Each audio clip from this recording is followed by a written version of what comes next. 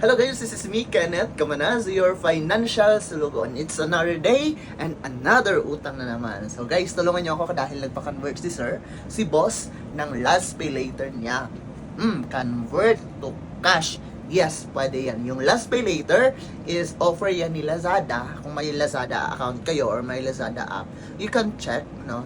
Na may offer dyan na last pay later. Pwede nyo yung i-check out, no? Ipambili kay Lazada, mga item dyan, ipang check out, 11-11, ganun, mga promo.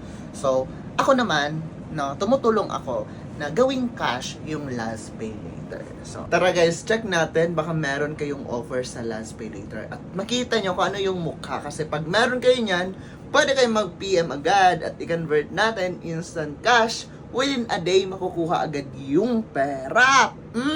Tara. So, disclaimer lang sir, no? Sorry, ginamit ko tong offer mo. Pero yeah, ito yung mukha ng last pay later guys. Yan. Pag open mo ng Lazada, sa may profile dyan, dyan mo makikita kung may offer ka. Sa kanya, 1,000. At yes, kinonvert natin yan. Ni-order natin yan. Okay? Yan. Ito yung mukha guys, pag na-order na. Kasi, ipapaship natin yan, syempre. Syempre naman, be. Standard process tayo dito. Legit lang. Instant cash yan. PM na.